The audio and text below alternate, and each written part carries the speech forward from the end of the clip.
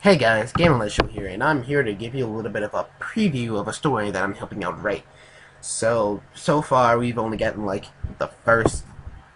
I think it's a quarter. I don't even. No, it's not a quarter. We don't even have like a quarter of the story done. It's like already 1,700 words. We don't even have a quarter of the story done, and I decided to give you guys a little bit of a preview of what we're gonna be writing.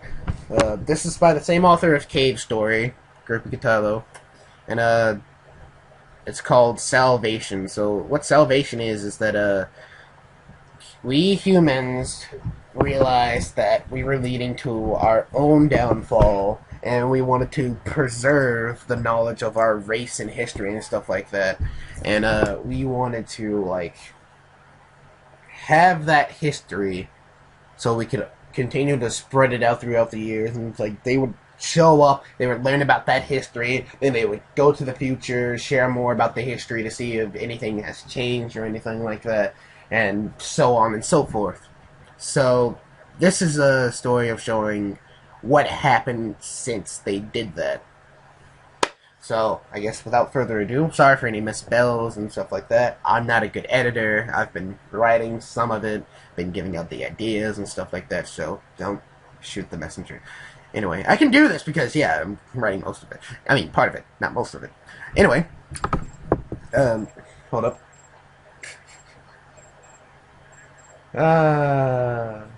I'm pretty bored today, so, on my other computer, I'm like playing Sims 3. I know that's not important right now, but yeah, if you hear like random noises or something like that, sure I can pause it, but I mean, it's like it's real life.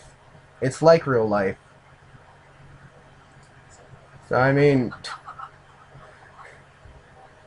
I'm bored. I am alone and I am bored. I do not have a girlfriend, and it's just like, and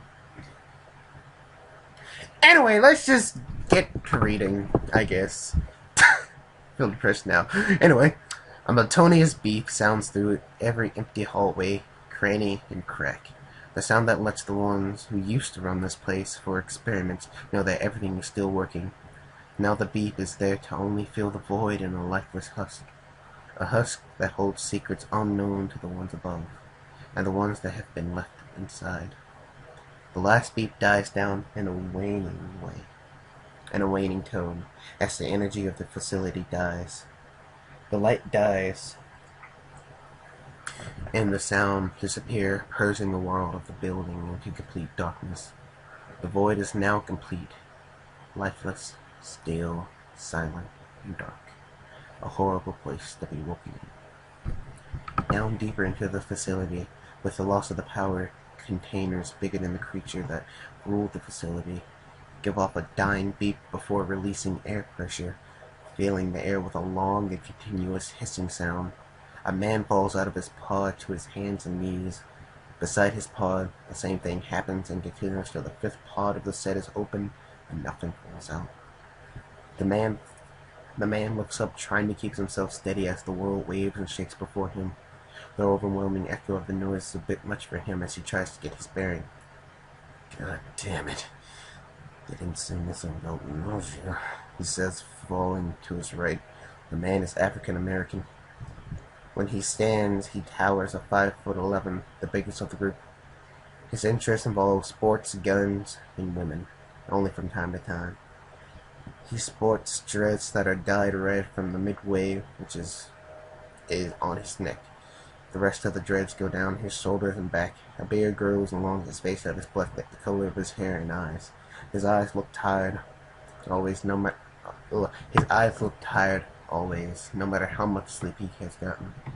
The man closes his eyes for a while as the world finally centers. Then he is hit with a wave and gags dryly, trying to expel his empty stomach. It eventually winds down to coughing, and he manages to bring himself to only his knees. He stares forward in the emptiness, finally taking in the environment he's in. What the hell? Nobody pay the damn electric bill? He says dryly, hating to be in the dark for long. He grew up knowing the dark isn't where any man nor woman should be, especially alone. He might start to see things you wish you didn't. His mother always raised him up the right way, the way she saw fit for a young boy his age back then. Now at 25, he's going to use what he's learned. He stands wobbling a bit from the lack of use of his legs. He moves forward and searches for the wall for a light switch. God damn. He slams and falls over something, making it tumble with him. Son of a bitch! He covers his ears from the loud sound. Japanese. So, like legit Japanese! Someone calls out from the dark, very close to. After an exclamation, which doesn't sound like anything, the man that is moving about groans follow after. Well, after the exclamation, which doesn't sound like anything to the man that is moving about, groans follow after. Follow after of other as well as more gibberish. Who's there? The African American says, standing up with a squat position, ready to either jump into a fight or run. He begins searching on the floor for something. Oh my god, we made a lot of mistakes towards, like... Wow, I'm not even almost done with the first part. Okay. I'm gonna have to go off on somebody then. He begins searching the floor. His hand runs over something long and bumpy. He grips it in his hand and lights fires. He grips it in his hand and a light fires out of it. At long light. Oh my god. I'm sorry. When alliteration happens, I start to stumble over my words. At long last, light fills the world of the building for the first time in a long time. In that light, another man is captured. The man is Japanese. When he stands, he is 5'5". He has short front style blonde hair, a style of his hair that it comes down more on his right than his left. What he can see of the man of his clothes is a white t-shirt and blue jeans. Yeah, I'm sure. Yeah, I'm here, he says in the accent to English. Who the hell are you? The name's Dante. Whoops, my bad. The name's Deontay. The man holding the light says, moving it off of him. He shines it to the left of him to see a passed-out woman. She has multicolored hair, red, blue, and yellow. Not even blonde, just like banana yellow. When she stands, she is 4'10", easily the shortest of the group. Her cream-like skin contrasts with her white top and colored hair. The green jeans hug her lower half, especially her bottom. She will later be identified as German. After her is another woman. Her hair is brown with a light hint of reddish to it. It's propped up into a ponytail that would lay down her back, but is now splayed across the floor behind her. Just like the one before her, she is passed on to wear a white shirt, seemingly tank top and blue jeans that fit loosely to her figure. She seems to have less appeal than the other woman. Next to her, there's a man sitting up rubbing the back of his head. The man cracks an eye open, revealing his green-like eyes. Whether they are natural or not, there are no concern of Deontay. The man is dressed in a t-shirt and the blue jeans, just like the other guy. His hair is hazel and cut army style. Just from looking at him, he seems to be around the 40s of sorts, give or take. Oh my god.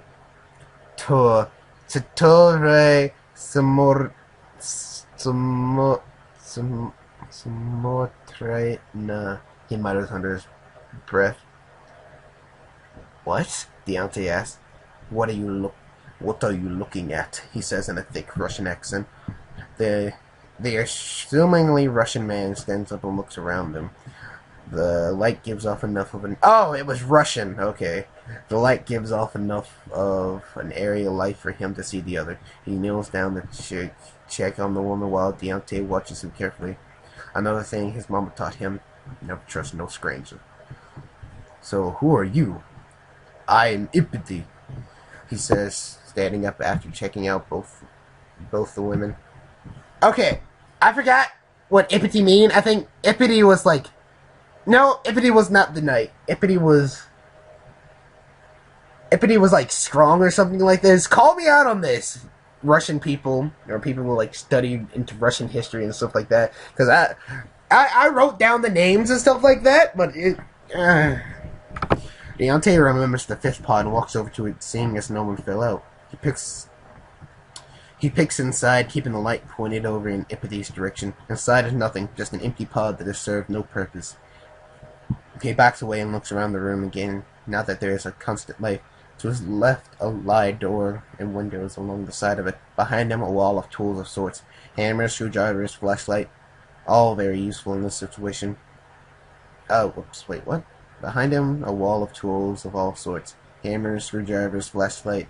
Very useful in this situation. Wrenches, etc. They'll be okay for now. They need to rest. Whoops. They'll be okay for now. They need time to rest. Ippity says, sitting down against one of the pods, rubbing his head. For now, let's figure out what's going on. You, white man, do you have any idea what's going on? Deontay looks to see the Japanese man holding a flashlight towards the ceiling while rubbing his face. He takes his hands down. No.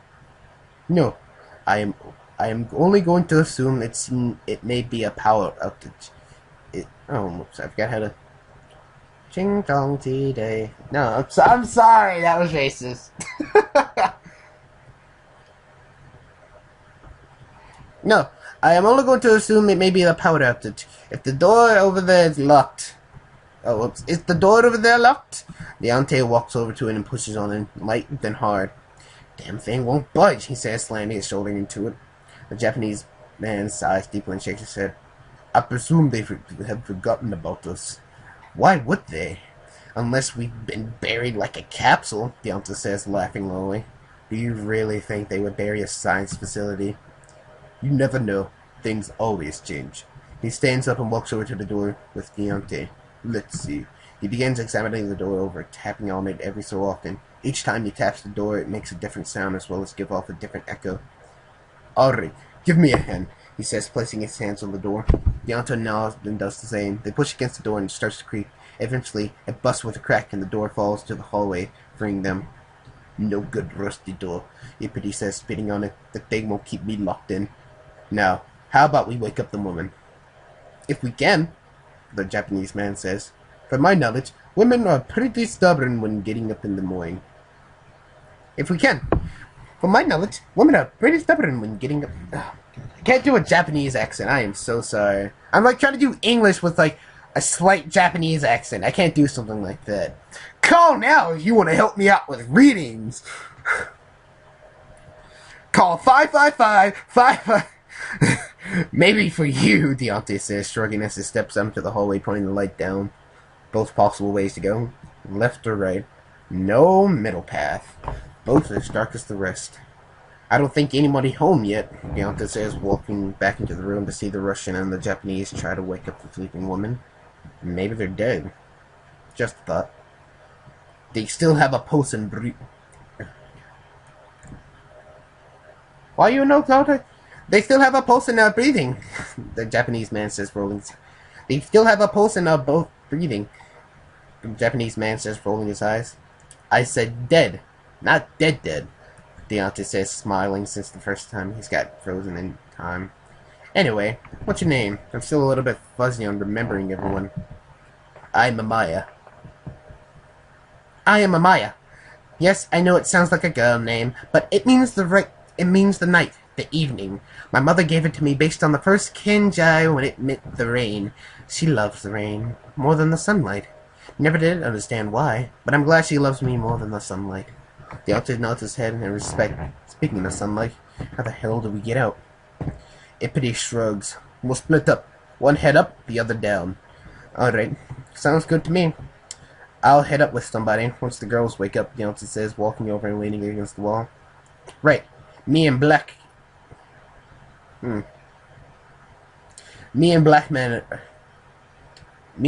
Man go to the right and look for the stairs. Ippity says, nodding his head. The name's Deontay. Great. Now, we wait for girls to wake up. And then we have, like, the next part of it. Is like, what felt like hours were merely minutes of silence. The uncomfortable silence that fills the void again is broken as the first woman Deontay saw wakes. She lifts her head and looks around with nearly closed eye. What's going on? She manages to say before vomit explodes from her mouth. So yeah, that's all we have of that. So that's just a little bit of a preview of something we're working on. 1,700 words worth. Took me about 15 minutes to read the entire thing, give or take. So yeah, if you guys like this, please leave a like below. If you wanna join me for ratings and have like a better accent for me, like for this one, so like anything that like requires an accent and stuff like that, I guess you can go like contact either Gamel Show and Fan Fiction, which of course is me, or you can go on to like stuff like gotta pull it up. Look at me, I'm prepared for a video, as always. You can either go contact me on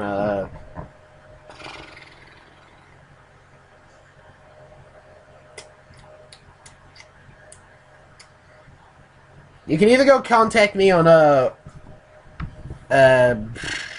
League of Legends, which my name is Pomowolk Beast. OG Planet, which my name is Pomowolk Beast. I'm trying to think of everything. Femfiction Gamel Show. You can go contact Group of Gitalo on Femfiction and ask him about it. He's an alright guy. He's writing a bunch of stuff like that. He has another story he's working on along with Salvation. So I mean, whatever. He's already told me a bunch of other stuff as well too. But, no. Whatever. Anyway, again, I hope you guys enjoyed this reading. If you did, please leave a like down below, and I will see you guys in the next video. Hopefully, join the Wolf Army.